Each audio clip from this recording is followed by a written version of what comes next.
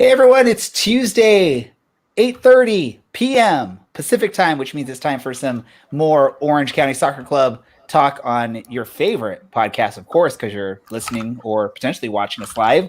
This is the Orange and Black Soccer Cast. Towards the near post, the flick, and it's in! Darwin Jones with the response for Orange County. And it is a massive one, off the goal, dominant in the last 10. Forrester in the middle now, gets around a few defenders. Forrester with the outside of right foot. What a strike by Harry Forrester. It's the opening goal for Orange County. Heads it down, back post, opportunity and a goal! A beautiful goal by Orange County. This is the Orange and Black Soccer Cast, the first and only podcast dedicated to Orange County Soccer Club, its fans, and supporters. Follow us on Twitter at OCSC_SoccerCast or on Facebook at Orange and Black Soccer Cast.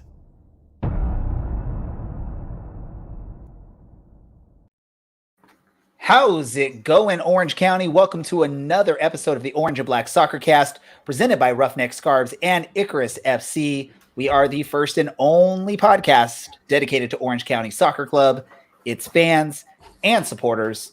I'm your host, Ray Zamora, and I am with you on this journey as we discuss all things Orange County Soccer Club. Joining me as he does every episode, every single episode, even more than I have been on this show, is County Line Coalition's finest, and that's Dylan. Dylan, how are things going, man? They're good. I don't know if I would say I'm County Line Coalition's finest, but no, they're good. I'm glad to be here. Glad to be repping as always. Happy to be here, and let's do some player grades. And he's even got the filter on to make it look even more orange and black where he's at. I believe he's still in the flyover state of Iowa, correct? Yes. But hey, I'm on brand at all times. No one wants to see my face anyway. That's why I liked it more when it was just a podcast. We'll just keep the face on there as I talk. And we also got to welcome back. This is horrible. As always, the third member of our team. We love having him on here, and he is darn amazing at what he talks about soccer-wise, and also sometimes makes some background noises.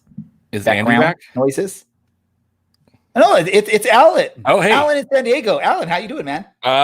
Good. Doing all right. I mean, I'm glad I'm not the only one podcasting from a bunker. It looks like Dylan's is more like Doomsday Bunker, and mine's just like fun and activity-wise bunker with the raised bed. But no, things are good.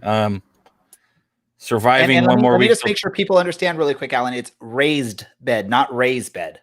No, not raised bed. Raised bed. No, just kind of getting through this week to survive till Thanksgiving break.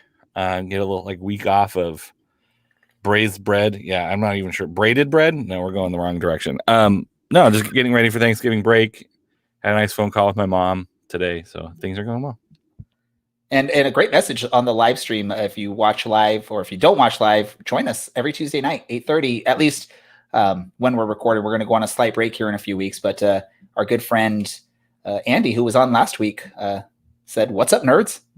I don't know if I should feel a little offended by that or I should be proud. He's just talking to me and Dylan. We're hosting a podcast about lower division soccer in the United States. Come on. Does that automatically make us nerds? Yes. Sorry, okay. Other content creators, but come on. It's true. So I think Dylan already spilt the beans on what we're going to be doing on this particular episode. But before we get into that, I just want to remind everyone, we only have a few episodes left for 2020, ready to get through this calendar year and hopefully into a better calendar year. So we're going to be recording. We're doing tonight. We got next week, which is Thanksgiving week. And then we have one final episode for the year on December 1st. And we are working on getting guests for that episode, not one, but possibly 2 or 3 guests on that episode.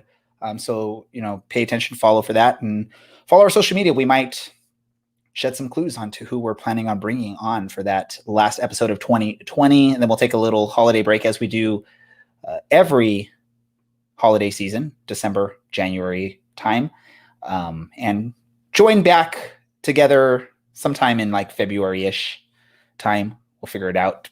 Got to figure out how this whole soccer thing's going to work in 2021. Hopefully it works a lot smoother than it did in 2020. Are you, before we get into soccer grades, let me go to you, Dylan. Are you getting excited for a little break away from podcasting about soccer and for the holiday season and most importantly for 2021? Yeah, I mean, I hate you guys, right? So yeah, I can't wait to not talk to you. Oh wait, that's just kidding. I'm probably texting you all the time.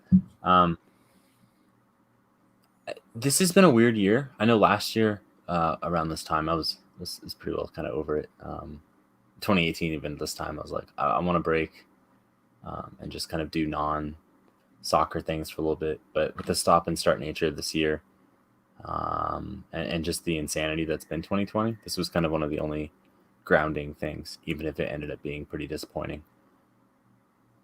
It happens, right? But 2021, a vaccine is around the corner, and maybe soon we'll be in a stand somewhere and I can, I don't know, convince you to buy me a beer or something. I don't know. We'll share a beer. We'll share a beer, Dylan, once we're allowed to. Once there's no worries anymore. Yeah, don't you have cooties? No, that's Alan. Yeah, oh, that's Alan. Cooties. That's right. Yeah. He's the one that is around junior high kids all day long, so we know he's the one with cooties. Not anymore. Oh yeah, not anymore. No. Thanks for reminding me there, Alan. 2 kids, so actually, I guess I'll share a beer with Alan. And Ray, you can keep wearing a mask all the time. Let me go to you, Alan. We're going to get into player grades, and I'll go back to you really quick, Dylan. But Alan, grade on the Orange and Black Soccer Cast for 2020.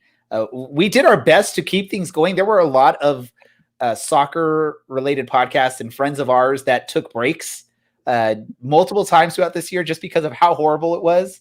We did our best to keep content coming at our listeners, whether they liked it or not. Who knows? But let me go to you before we get into the player grades, Alan. What would you grade the Orange and Black Soccer Cast for 2020? Chad says A++.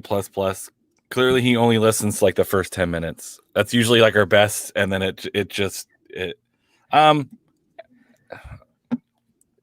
I do think there was a lot of fun moments on the podcast.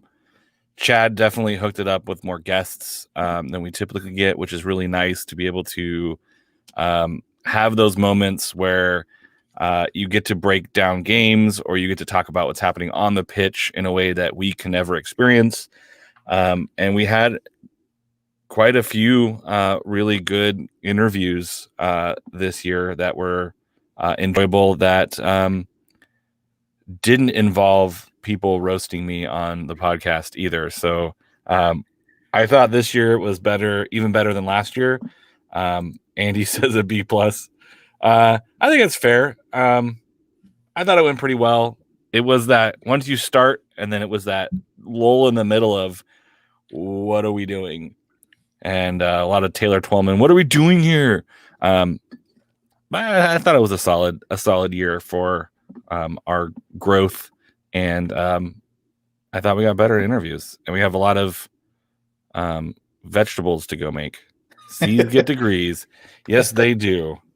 Yes, they do. Dylan, let me go to you really quick, and then we'll get into and then I'll give my thoughts, and then we'll get into the player stuff. What do you think? What do you think of our podcast this year? It's hard. It's weird giving yourself grades when you're doing stuff like this, but how did we do? What do you think? Yeah, I mean, I have to do self-evaluations in school a fair amount of the time, like a group project or something, and I'm always a little bit harder on myself, but I don't know. I just said a moment ago that it was a really weird year and things were very stop and start, but even if we did just talk about like your ill-fated FIFA career or both of your ill-fated FIFA careers, like we were, I hope that people enjoyed having like 30 minutes of us three idiots talking about something on a Tuesday night or, Wednesday morning, whenever they listen to it. This was one of the things, this is always one of the things I look forward to every week. And this was one of the things I really look forward to this summer, just based on how everything went. So I'm far too close to the situation to be objective. But subjectively and emotionally, I'll give us a B for just being around. Oh, I get it. I get it. Fun. I'm sorry. I'm get going it. to remove myself from this podcast forever. It's been a great 2 years, everyone. No, I appreciate both of you guys for sticking in through this. I know that this has been a hard year, and all of our listeners, of course, for sticking with us through this. We sort of made it a goal, I think, when this all started, that we did not want to step away like on a extended break, because I think sometimes, at least this is me personally, is once you step away and give yourself that break, it's sort of hard to get back in the swing of things, and I didn't want to have to deal with that. It was good practice, I think, for us to figure out what the heck are we going to talk about on certain nights. And I know sometimes it was a stretch of what we were pulling out to talk about. Sometimes we had to talk about some very serious topics on here. And we tried to keep things going, keep it as close to soccer related as possible, and just have a good time. And I put it with you guys is this was a very good, this is one of our favorite things to do every Tuesday night. If you don't like listening to us each week, I'm sorry that you keep doing it and torturing yourself, but we appreciate it anyways. But this is something we really dedicated ourselves to. And I think part of, the growth with the player interviews, being able to get more players on, thanks to Orange County Soccer Club and especially Chad over there. And, we even did some upgrades on our broadcasting. So those that watch it live, it's a little bit better than it once was at the beginning of 2020. So I want to say, I can't, I'm not going to give a grade because you had all this time to think of a grade and now you're copping out. Boo. Okay. Yeah, everyone shame him in the comments. I give us an A+++. No one likes a homer, Ray. Not a real thing.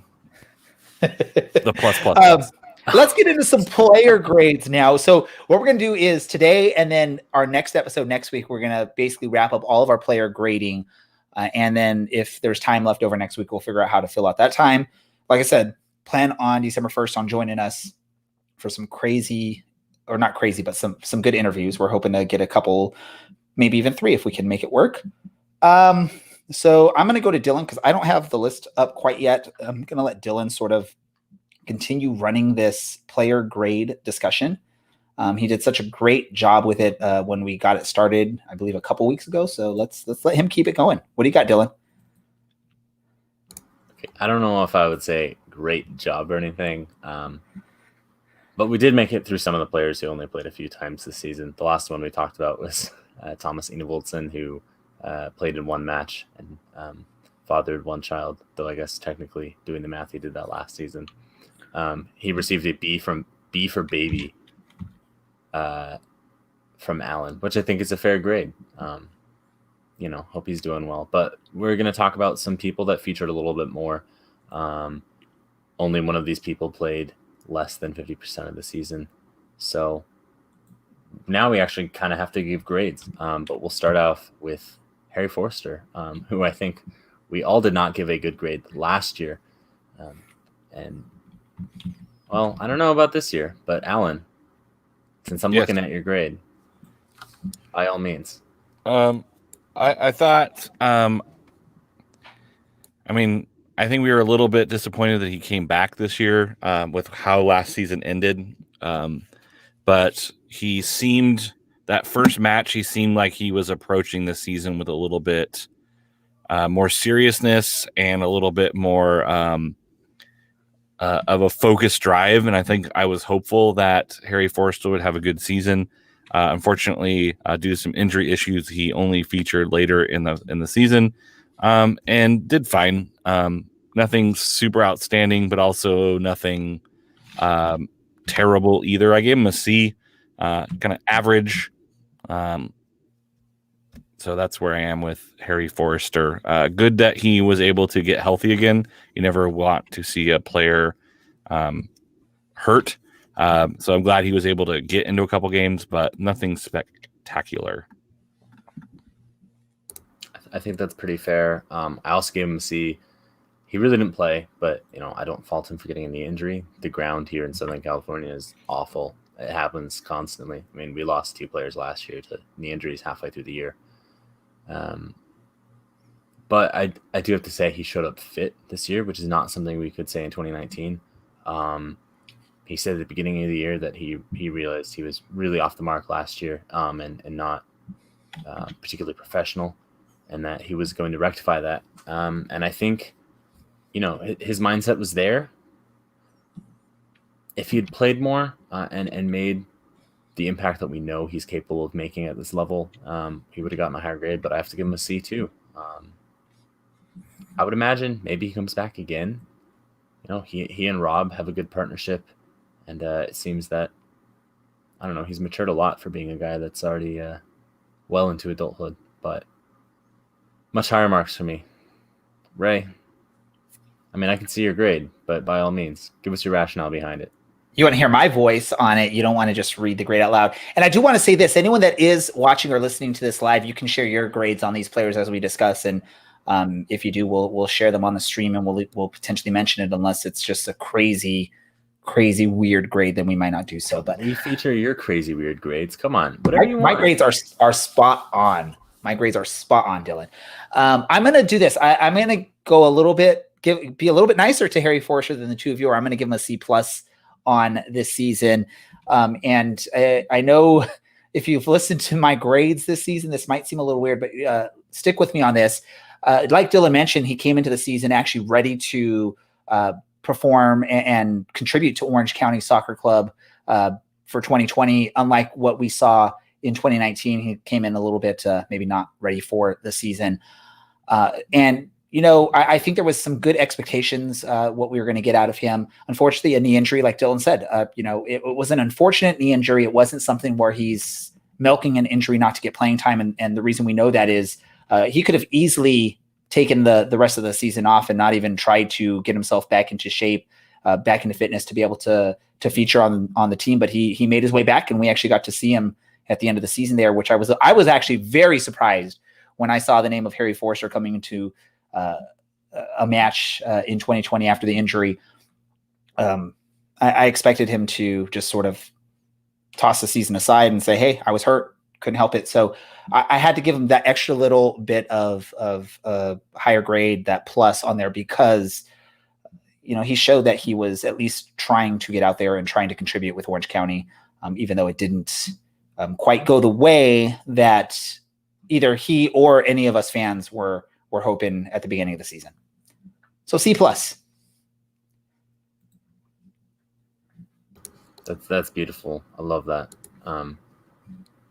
Or whatever. That's actually a fair grade. I'm proud of you, Ray. You guys were giving me a hard time last time on the grades because I was being a little silly with the grades. But to be fair, a lot of those players either played very little or there was not these high expectations on them. So I was just having a little bit of fun with them. But now that we're getting to the players that either came into the season, were supposed to be big parts of the team, or, actually contributed big parts of this team, I wanted to take it a little bit more serious. So now, I feel like I've already forgotten. Did you mention the thing you wrote down in our spreadsheet here for our grades? Did you mention that is why you gave him a C+? Oh, I wrote that. Oh, okay. Well, then Alan wrote he didn't step on anyone's face, which is a fact, and that is an improvement on last season. Moving on, Kevin Coleman played in 9 matches this year. He scored 1 very important equalizing goal against Phoenix in our first match back in the return to play. Alan, why don't you go ahead and give us your grade? I gave him a C because I think that I had higher expectations for Kevin Coleman coming into the season. I think he started out really well. Those first 2 Phoenix matches, he played particularly well. And then there was kind of average performances from him. Not as much as the performance wasn't as good as I would have hoped from a player like Kevin Coleman. I think he's just like one breakout away from doing something pretty special. And his early season was really good. Like if you ask me halfway through the season, I definitely give him, a B+ for the first half. But the last half of the season just didn't quite work out for him. So that's why I grade him a little bit harsher, because I think that he has the ability to be a a really good USL player. He just didn't quite make it happen this year. Over the course of the season. I think that's fair. We can just hear Ray typing there, but I think it's worth noting he's only 22. He'll be 23 by the time the season starts next year, but very much an unfinished player at this point. I have to give him a B. I know he struggled with injury again at the later half of the season. It was something that happened last year, but it's really clear that he has this ability, and even if he was only given 10 or 15 minutes at the end of most matches to try and make a difference, he was able to change our shape and give us a lot more freedom and flexibility moving forward. We created more chances than anyone else in the league, but we couldn't put him away. I would love to see him play as a little bit less of a winger, maybe more of like an inverted forward at some point, and maybe start getting a couple more shots off. But I give him a B for his efforts. I'm excited to see what the future holds for him. I'm hoping it's in an Orange County shirt. I'm hoping we get to see that polished, finished product of his, and maybe even that dream of Germany isn't gone for him. Ray, what do you think? Where'd you go? What are these? What'd you give him for a grade? So for Mr. Kevin Coleman, I was a little conflicted on what I was going to do for the grade there for Kevin Coleman. I think if Orange County could have used anything this season, it is some goal scoring, which I think Kevin Coleman could have provided had he not been dealing with injuries during the season. And I'm a little disappointed in the fact that we didn't get to see that. I mean, we all remember that amazing goal in, I believe it was Tulsa in 2019. And I think that him returning this year was, we had some pretty good expectations of what we were going to see out of him. I don't know. I'll ask Mr. Teacher, Mr. Allen, is there any grade that comes between a C plus and a B minus that we can give him? Because that's sort of, I don't want to quite go C plus, but I don't want to quite go as high as B minus. No. Then I will create a grade and we'll call it B minus. That's not allowed. That's not allowed. That isn't a grade. He's like a 79.4. It's like he's like a 79.49. You're like, oh man, I don't know. Do I round up here? Do I bump him? And I get that he's young. And to be fair, like I'm a huge Kevin Coleman fan. I've been a huge Kevin Coleman fan since last season. Like I love the way he plays. There's something there. It just didn't quite happen this season. But yeah, I can see that B minus. Like the it's because I want to give him that B minus, but because the thing we needed is something he could have provided had he been on the pitch, which is some scoring. I for whatever reason I feel like I have to just knock a little bit off that B minus. That's why I'm saying like a B minus, or if we want to be true to it, something between a C plus and a B minus. That's what I'll say. You just have to pick one, man. Did he go to office hours? Then he gets a B minus. If he didn't go to office hours, then he gets a C plus, and that's just. So you're going to help me decide really quick, Dylan, since you seem to be really good at this. Did he score more or less goals than you anticipated him to score in 2020? You personally, did he score more or less than you thought he would in 2020? He scored exactly the same. No, what did you think he was going to score in 2020? Well, I thought he was going to score one goal.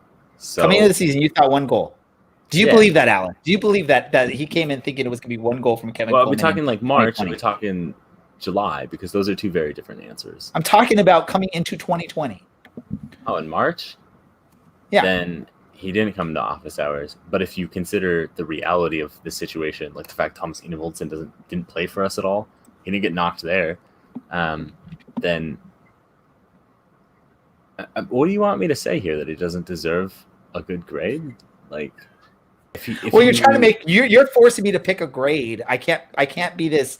Yeah, you're trying to make up meaningless nonsense here and do it in the last minute. That's why people listen to our podcast, is for my meaningless nonsense. Probably just to watch me lose my mind because you do it so often. Yet you keep coming back to the podcast. All right, that's my New Year's resolution for 2021. To not come different back? Yeah, on a more positive note, speaking of someone that scored more goals in one sitting than I really thought they would have, Chandler Hoffman featured in 9 matches and scored one very impressive hat trick against Vegas in the last match of the year. Fortunately, it didn't amount to anything besides a very exciting first half. But it was a glimpse of what we signed him on loan for from Birmingham. Alan, Yes. please give us your grade. So this one is kind of like the opposite of Coleman. Like, he had a pretty decent start of his season, but then it was kind of lackluster, if you will. And then he was like, "Oh snap! I'm gonna fail this class. I have to turn in a bunch of assignments right at the very end," and had a heck of a game to finish the end of the season. I would have rather had that hat trick spread out over the course of a couple games. Like the Phoenix Rising match would have been nice. The 1-0, the Vegas, Orange County Las Vegas. He was on the bench. He didn't even get in. I have a hard time giving anything more than a C. I think we wanted more from him. That you sign him for goal scoring, and you got kind of a flurry right at the very end to kind of try to bring his grade up. So I gave him a C. I am not necessarily disagreeing with your grade, Dylan, but I think one game does not make a good season. I think that's fair. I think we all had much higher expectations for him, but yet another player who had injury problems this year. I mean, I think that's part of what happens. I think we played 6 or 7 matches in the month of September. Maybe it was August, but just an incredible amount of matches. Coming in late anyway, not being able to play, not even be able to train for a little bit. Just overall, quite a bit of mess. I gave him a B-. I was thoroughly pleased with that hat trick. It was there. I think he did a really good job for us in other matches. I specifically remember the match down in San Diego that he played in. He did a really good job moving the ball forward for us. And that was, at that point in the year, looked like it wasn't going to happen for us at all. Looked like we were really struggling with that. So it was nice to have someone that you could put the ball to on the ground and have him work rather than hoofing it forward and having a DJ or an Ugo get onto it and finesse their way into the box. So B- for me. I can see that we're gonna have another one of these Ray conversations here. So Ray, you got to pick one, man. What's your grade? Apparently, though, Chandler you're Hoffman. like changing your grade from what's on the sheet. So I mean, you're Very gonna call slightly. me out on stuff. Then we're gonna get into this. I picked one grade. I look at.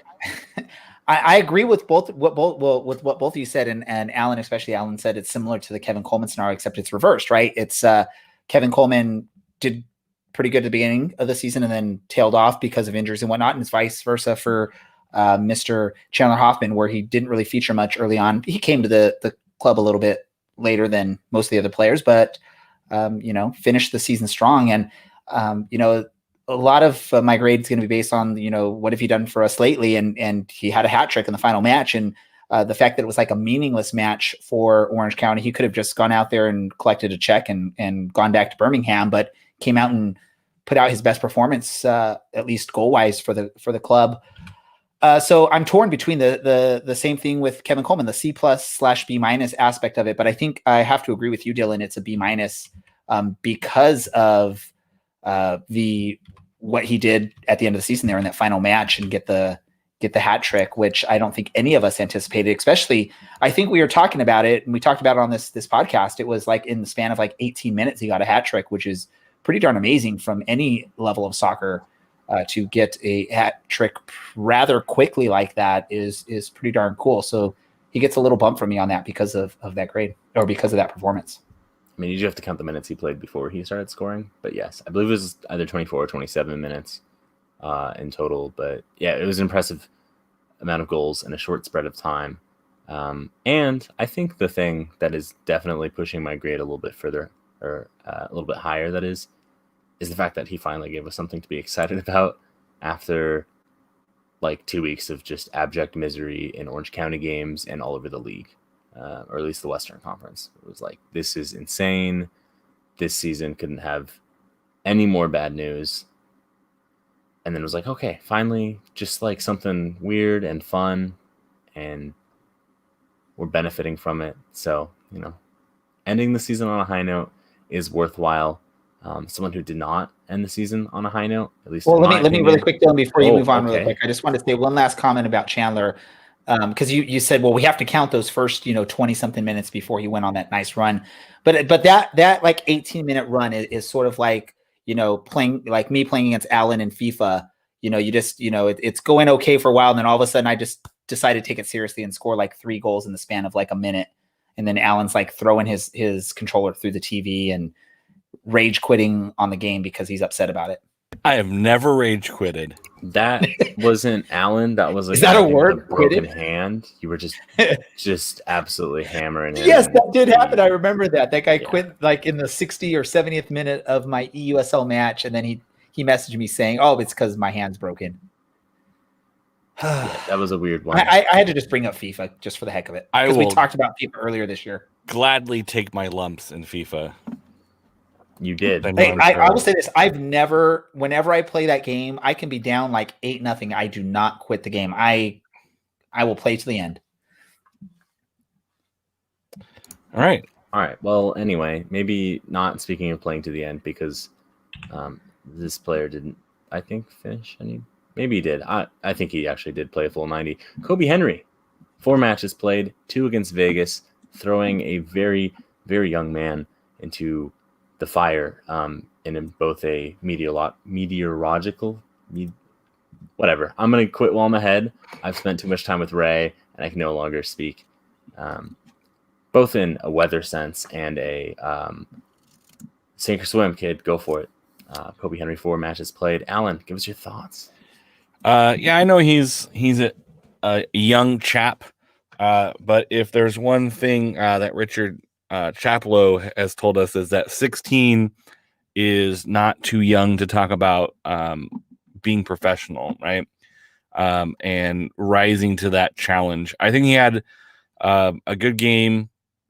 That Sacramento Republic game, he played pretty well. The backline did all right, but I'm not sure that that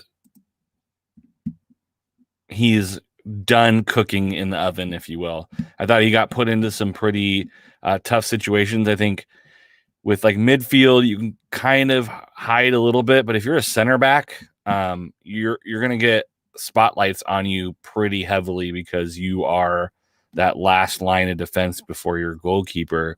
And even though Orange County has 2 really solid goalkeepers, there is a lot of pressure on that back line.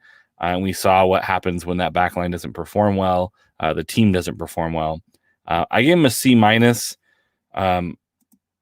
I changed that because I realized that there is a yes, I am mean. But I just think there's a lot to learn there. And I think there's a couple of times where he didn't quite live up to expectations for where he should be. But there's nothing to say that, hey, this is a C- now, but it's essentially, hey, you're a high school kid in a college class. So he did all right. I would like to have seen a little bit better from him, but I gave him a C-. That's fair. One match that I really thought he should have done better in was the final match against Vegas.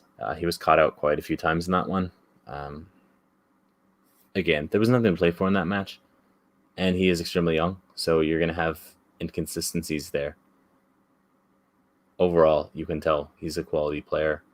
As he gets older and more confident, and even just plays more and gets comfortable in that back line and with whoever is right behind him and directly in front of him, that he's going to be a really good player, and that he's probably going to be too good for this level in a couple of years' time. I would imagine we don't have him for a long time, but I gave Kobe Henry a C for that one, much like Chandler Hoffman getting bumped up for that final match. I do remember Kobe Henry making quite a few mistakes, and that was kind of like the big blight from that match. But hey, I've given players worse grades before and been really excited to see them the next year. So that's what's going on here too. I can't wait for a 17-year-old Kobe Henry. My God, it's just children. Are we allowed to talk about children like this? I feel like I need to grade them higher. Like they're not old enough to be criticized properly.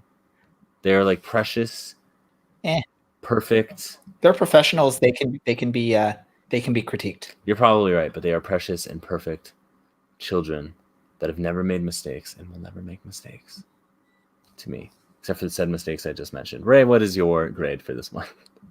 So I guess I get to be the nice one when it comes to Kobe Henry here. Let me just talk about the reason why I'm giving the grade I'm giving. Just like I did for the team as a whole, I was pretty harsh on the team because of what expectations were coming into the season. I gave them the grade I gave. I'm giving Kobe this grade based off of, very limited expectations I had of Kobe Henry in 2020. I knew that he was a name that was being mentioned around like youth U.S. soccer, but I'd never seen him play. And I think coming into the season, I wasn't expecting any major minutes or major play out of him. And if we got it, that'd be awesome. He came in, he played like a 17-year-old that has some potential. He had some good moments. He had some poor moments. But all in all, I think his show on the pitch outweighs any of the negatives he did out on the pitch. So I had to give him a C+. Dylan wasn't ready for me to end that quickly either. I could tell. No, I'm amazed. I thought you were just going to go on forever. Oh, well, we go on. Now Alan's ready. I just had a stall, so he was ready. All right, next one up. Edson Alvarado. 9 matches played in this one. Alan, go ahead. Edson Alvarado is one of these guys who is... I don't think he's ever going to blow you away with his play. He had a nice match against San Diego early in the season, assisted on that Aiden Quinn banger of a goal, but still didn't play terribly well. He's one of those guys where you have him in the squad. He's a good squad depth player. He's going to start a couple games. He's going to do his job, but it's not going to be necessarily anything that's going to excite you as far as his play. I think he's a decent player, and I think he's one that you keep as bench depth and a spot start here and there. Give him a C. I don't think we're expecting anything amazing from him. I think he delivers exactly what you ask most games, but he kind of started out a little bit rough and definitely ended a little bit rough. He's kind of an average player. I wouldn't disagree with a B- for him, but I think at this point we expect a little bit better from him, but I gave him a C.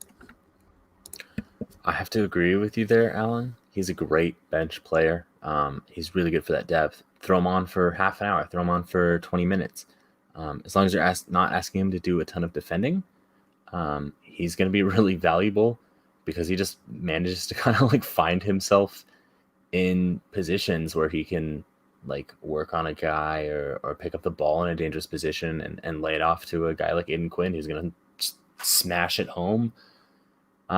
I love watching him play because it's exactly what I think I probably look like when I'm playing Sunday League or pickup soccer, like arms flailing, just like happy to be out there and working. I gave him a C. I don't remember. I didn't actually realize that he was on the pitch in the final match against Las Vegas because so much else was going on. And I think he does have a tendency to kind of almost be invisible if you're not looking out for his like flailing arms as he's doing Cruyff turns or anything. But those players are important, right? Like, I don't know, Tottenham has like Harry Winks and Liverpool has, I don't know, there's got to be like, why would you bring up Harry Winks? Are you comparing Edson Alvarado to Harry Winks? Is that what I'm hearing from you, Dylan? You know what? You're right. That was poor because I actually have some respect for Edson Alvarado. I'm sure Liverpool. I'm fine with that. It's Harry Winks. He's not the most loved Tottenham Hotspur player in the world. Anyway, I'm sure Liverpool has a player like that, right? I mean, like Marwan Fellaini played at Everton and then was like just god awful at Man United for like 6 years or something. but it's because these guys have places, and injuries happen, suspensions happen. Sometimes you just need a fresh set of legs for 20 or 30 minutes at the end of the match, and you need a guy who's going to go, okay, coach, maybe I'm not the best guy on the pitch, maybe I'm not the best guy on the team, but I'm going to go out there and I'm going to work as hard as I possibly can for the time that you give me, and I'm going to show up to training and work, and I'm not going to complain. Not going to cause any problems. I don't know. C almost feels unfair if you consider that being his job and his role here, but I don't know. There's a place for him. I still want to see him around. I still like him. Like, I don't know. Ray, are you being nicer again? You are being nicer again. Tell us why. Well, again, it's all based on expectations coming into the season, and I think you all made my argument is there wasn't really much expectations out of Edson Alvarado coming into the season, and he didn't shine spectacularly. He wasn't like this amazing player on the pitch, but like Dylan said, he did what you probably expect him to do in the moments. And let me just say, Dylan, you were like the only one that didn't notice him out on the pitch. I think Alan and I both saw that he was there from the first minute of that final match. You're the only one that was confused about Edson Alvarado. I think he did a little bit more than I was expecting of him coming into the season. I like his, I guess I'll say work rate. He seems to have some good energy when he's out there. He's not giving up on plays. He's sort of, he's not the quickest on foot. He's not the most agile, but you see him out there running his hardest quite a bit when he's out there on the pitch, which is nice to see out of a young player who's fighting for a position on a USL squad. So I had to give him a C+.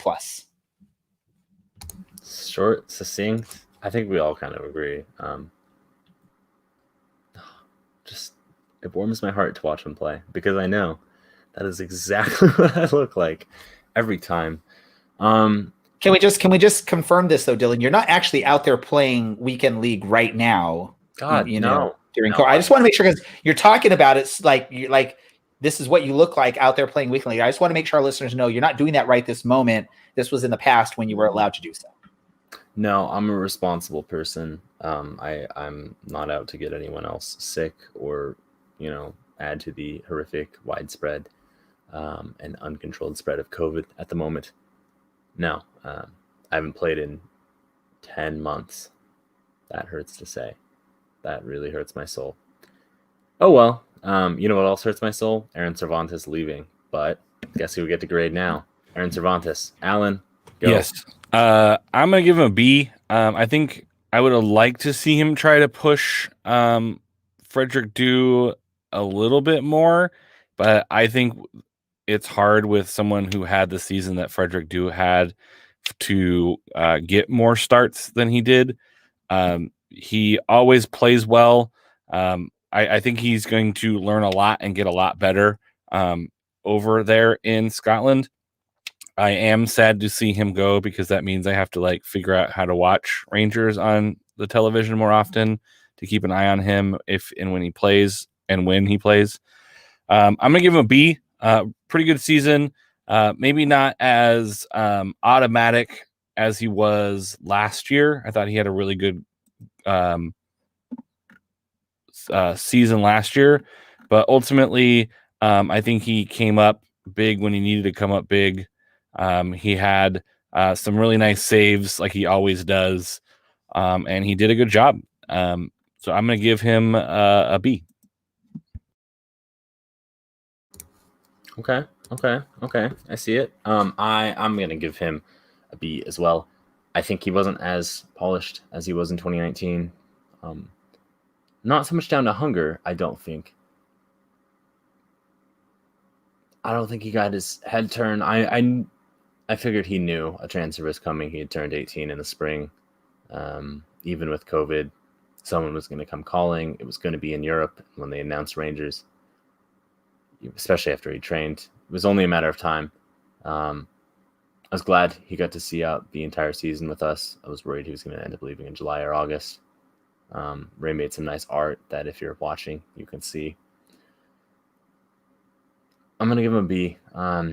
Couple mistakes, but again, we're talking about a young guy playing in a position where if you make a mistake, it's really obvious. Center back, goalkeeper, things where if you get beat, ball ends up in the back of the net. Missed what I thought he could have saved in Sacramento, and that hangs out in my mind, but also made some pretty big stops against Los Dos, and really proved that, if he wasn't moving on, he could easily play at this level. Ray, your thoughts?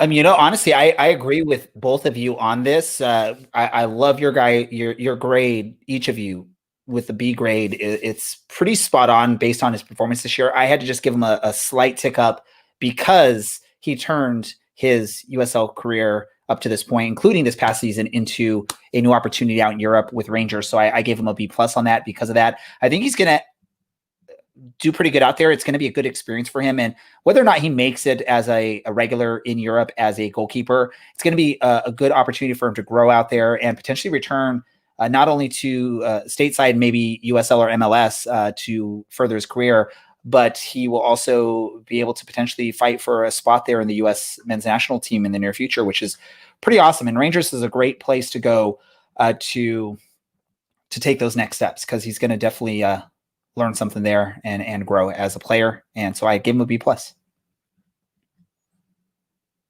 And he's one of our own, so gotta love that.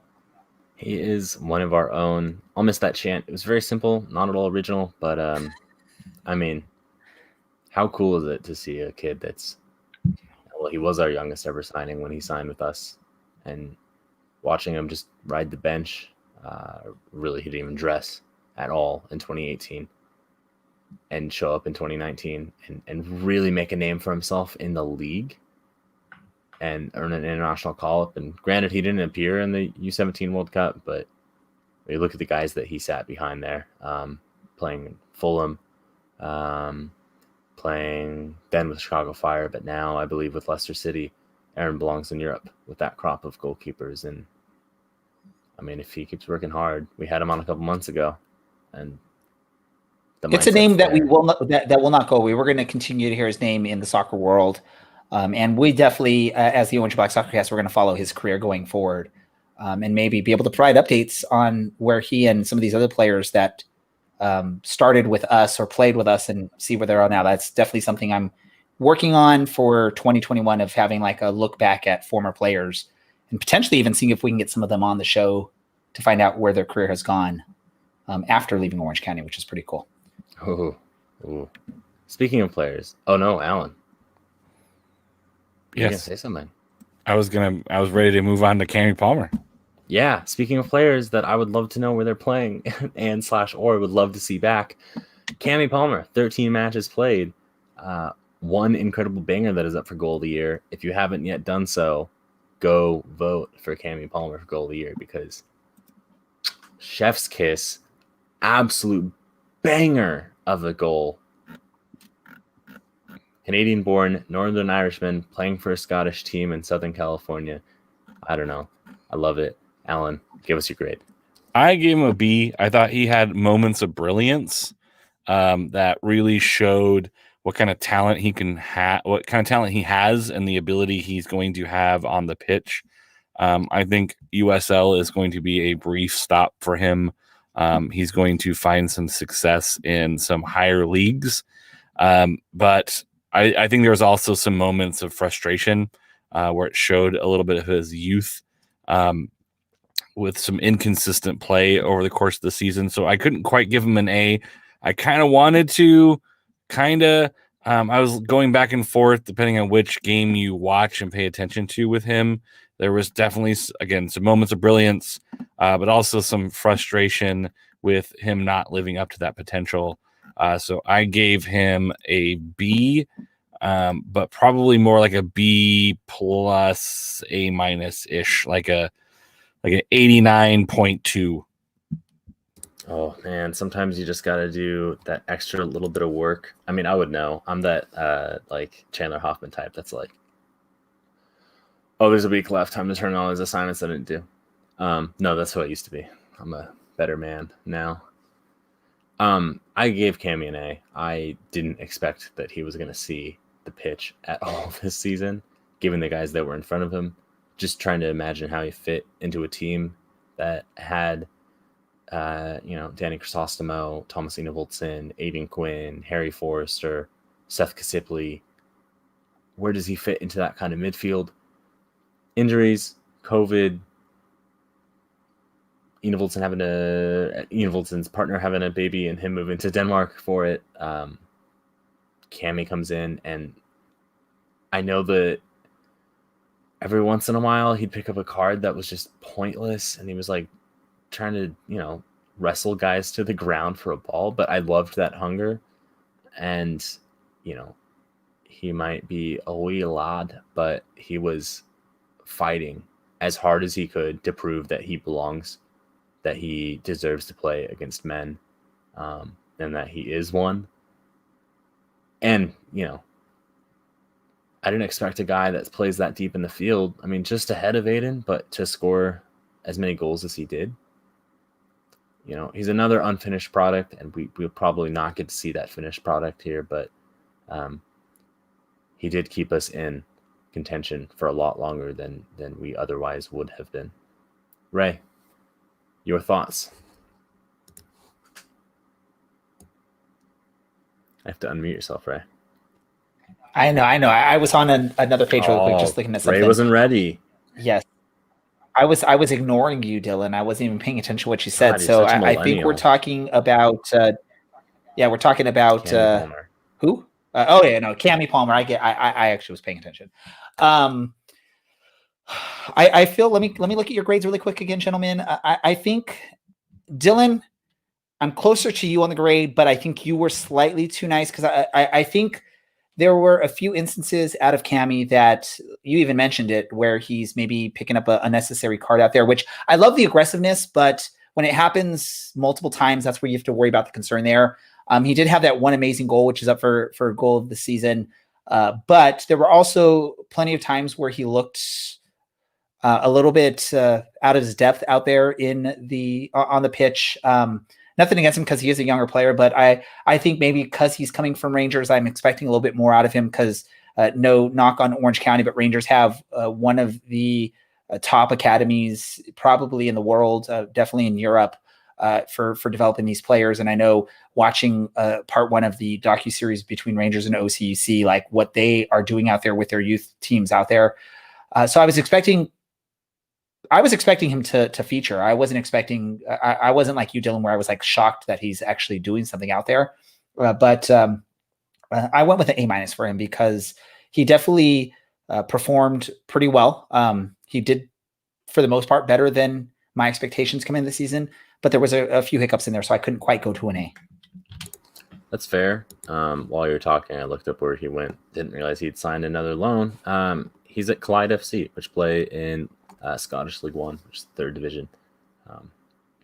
So probably one last loan move for him before he really has to make a name for himself in the first team. Kind of hoping we were going to see him again, but get him back into the hoofball that is playing in Scotland, which is oddly kind of what we played this season. Anyway, I digress. Let's talk about another midfielder who appeared probably a lot more than we thought he was going to appear in a whole bunch of positions and boasted some pretty good stats. Danny Crisostomo, Ray's favorite player. I know Ray has a jersey of him on his wall, but we're still going to talk to Alan first because Alan's our favorite. Alan, hey. I really, really, really liked Danny Crisostomo this year. I thought, compared to last year, I think there was an expectation of where he would be at the beginning of the year, and he really came out and impressed. And the early season, I really liked the way he played against El Paso. I liked the way he started his season. He had, like I said, he had a lot of really good positive moments early in the year. Like I said, fantastic game against El Paso, pretty good later on against against LA. Sorry, I'm reading things, not against themselves. That'd be weird.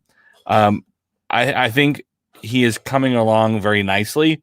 I also think he grew a lot more than I thought he would, based on where he was last season. I gave him a B.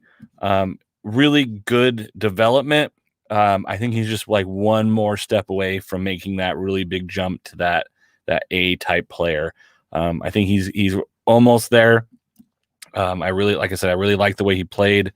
was quite a surprise for me. I think if there's a surprise of the season, I would give it to Danny Crisostomo. Very impressed. I think he just needs to make that one more step forward to be kind of that A player. So it's a fair assessment, but I still gave him an A. I think he cleaned up his game a little bit. I think last year he was, I've said this a million times in this podcast already, but like an unpolished, kind of unproven player who was probably going to be more of an Edson Alvarado in 2019, where,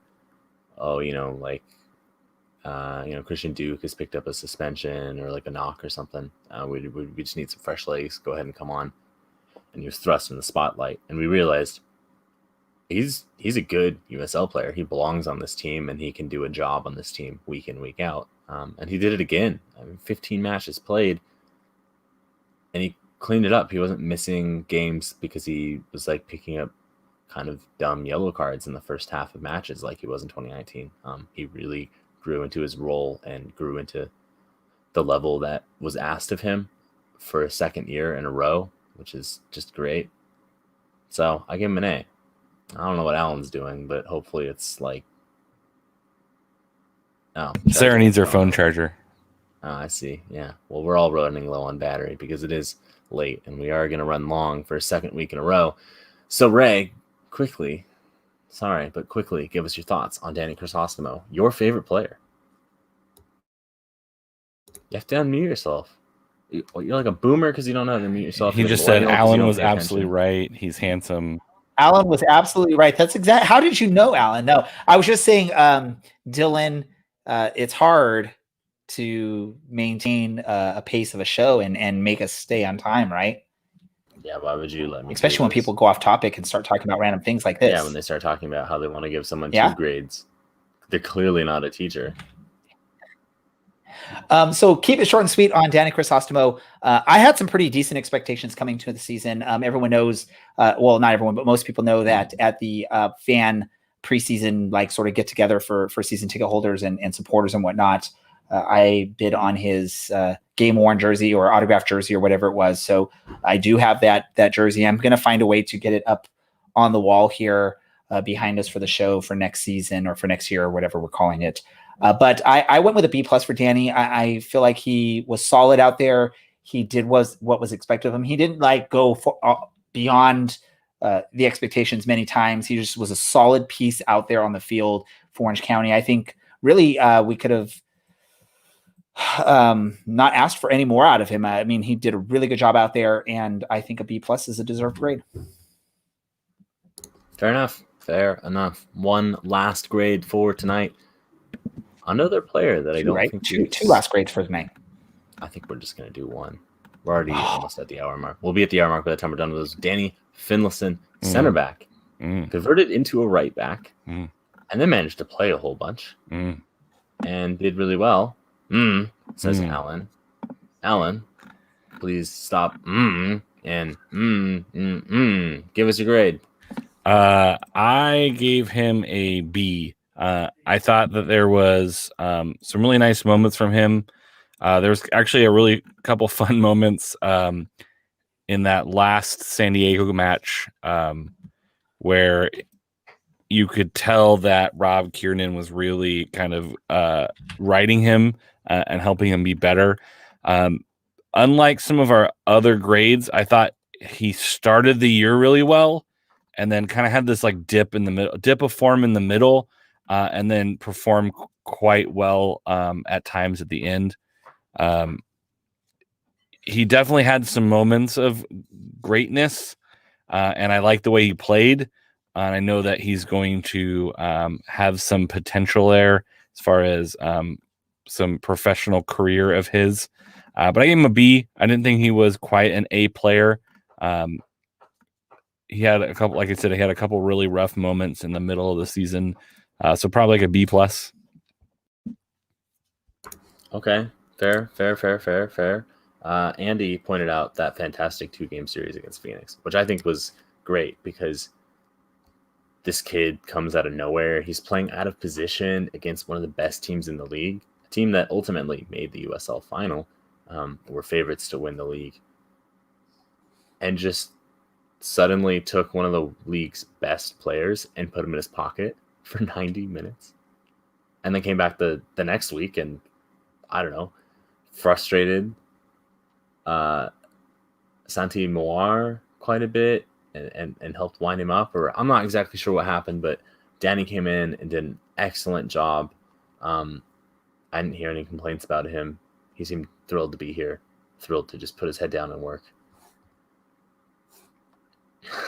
I mean, it was great. I gave him an A. He did have some rougher performances, but you can see where it was at. Like his final third, his crossing isn't great, but he's also a center back. So, like, what do you expect? So anytime he's in the final third, you're like, maybe just like lay this one off, like to Aiden or something, and they're like, find someone to ping this ball in for you. But did his job excellently in what was ultimately a very defensive, like 4-4-1-1 for most of the year. So I gave him an A. Ray, your thoughts? Yeah, out of all the players we're talking about today, this is the highest grade for me. Just because exactly what you were saying there, Dylan. You're mentioning it. Danny Finlayson is a center back, and he performed way above expectations on the right side of the defense there for Orange County, especially early on in the season with some tough opponents. He exceeded any thought I had of him coming into the season, especially with the limited knowledge of his past playing. Again, coming from Rangers, I'm expecting something out of you coming to Orange County, and he definitely was a bright spot in that partnership with Rangers, and just sort of an unexpected delight there on the right side of the defense for Orange County. And so I had to go with the same grade that you gave, Dylan. I gave him an A. Look at me. I'm finally vindicated. He is with St. Mirren in the Scottish Prem right now. He's on loan, but is with an option to buy. And his contract is expiring, I believe, at the end of next year. Let's make sure that I'm right there. Yeah, that sounds right. So, I don't know. Probably one last move to prove that he's worthwhile, but I would imagine he'll be a St. Mirren player starting in June. That will do it for this week's ratings. I believe we have 11 players left. 10 players left who featured the most for Orange County this season. Ray, I'm going to hand it back off to you. I'm exhausted. I hate controlling this podcast. Why would anyone ever want to do this?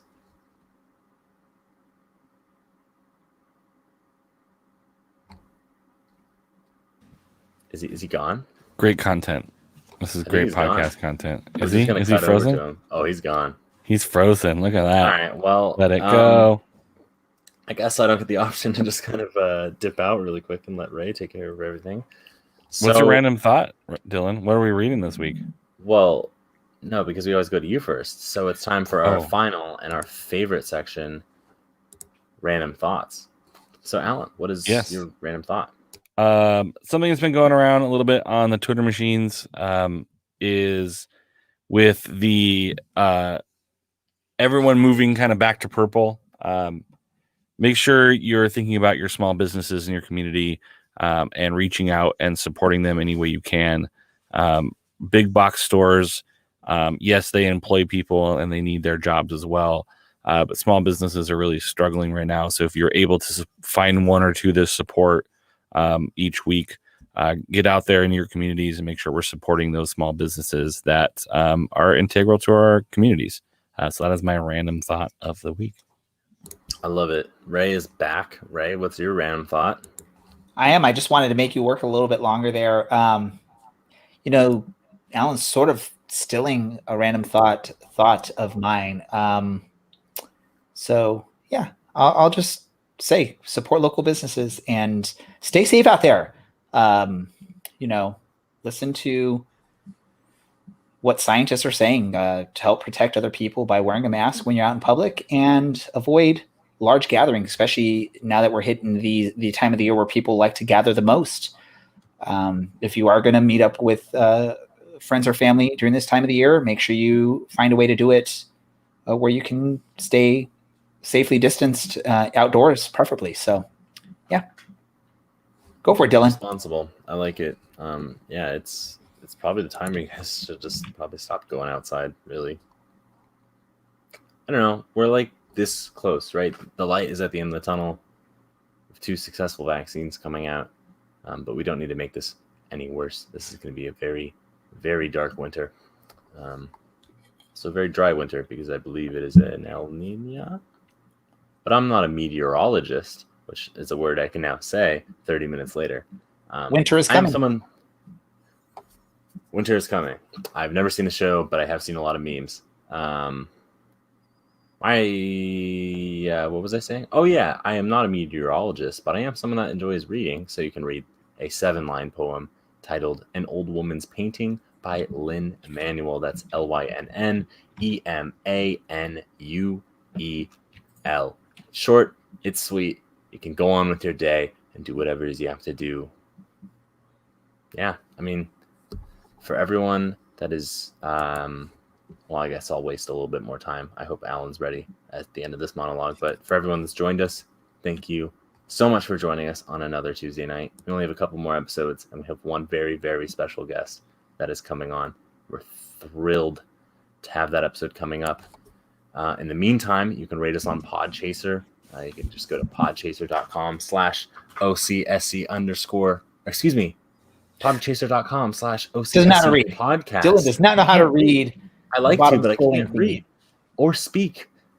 What's going on? I don't know, but we'll cut to Alan. Alan, please save us. Thanks to our sponsor, Roughneck Scarves, official scarf supplier to the MLS, USL, and US Soccer. US Soccer. Get your custom scarves for your group or team at roughneckscarves.com. Are you tired of those same old uniforms and cookie cutter templates from Nike and Adidas? I know I am. Are you looking for a unique, completely custom kit for your youth club, Sunday league squad, adult, or even pro team? Well, you're in luck. Icarus FC can help you create the kit of your dreams at an affordable price. Let them help you design your new custom kit today at icarusfc.com. All right, that was great. That was at Underwood48 on the Twitter machines doing that ad read. I am at OCSE_Dylan on Twitter and /u/OCSC_Dylan on Reddit. And you can find Ray complaining about Microsoft or Xbox at DJ Ray Samora on Twitter. For everyone here at the Orange Black Soccer Cast, we are out.